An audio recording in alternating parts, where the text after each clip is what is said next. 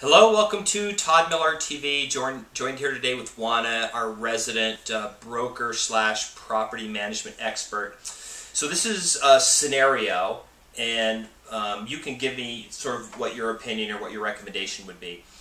An investor is selling their house. They're putting a house on the market, and they have a tenant in the house. When agents call to show the house, the tenant is making it very difficult. So here's an example. The tenant will say, I'm not there and I'm going to be gone, and they're refusing to allow a lockbox on the property. They're making it very difficult. How would you talk to that tenant as a property manager?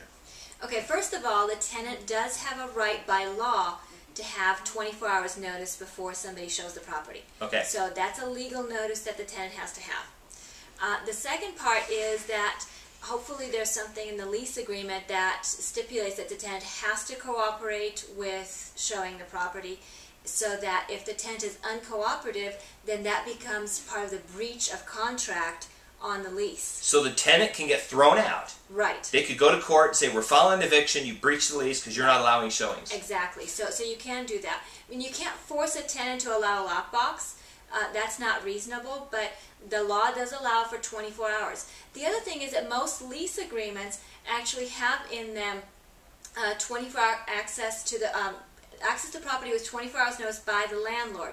So in that particular instance, the property manager or the owner can give the tenant 24-hour notice. That they just post a notice on their door saying, today is Tuesday at 4 o'clock, tomorrow, Wednesday at 5 o'clock, we will be showing this property.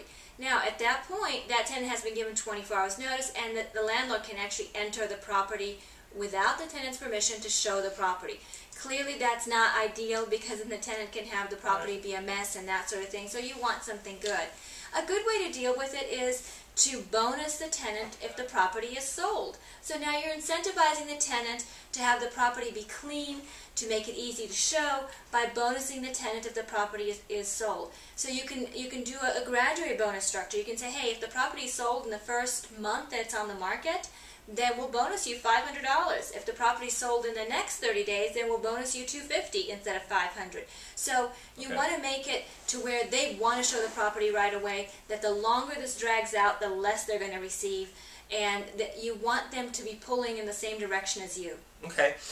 What about a scenario where the people go in the house and the tenant's there, and all the tenant does is badmouth the property? We've had lots of problems with it, and the neighbors have dogs that bark all the time, and we were thinking about just moving out. Like they complain about everything just to sort of stop the sale from happening, because they have another agenda. Absolutely. Again, you have to have the tenant pulling in the same direction as you. So offer some sort of incentive for the tenant to want the property to sell. The other thing is that if that property is shown with a real estate agent, chances are that that real estate agent has better control of the situation and is able to better advise their buyer that this tenant has an ulterior motive, and that the things that the tenant is saying need to be considered in light of the situation.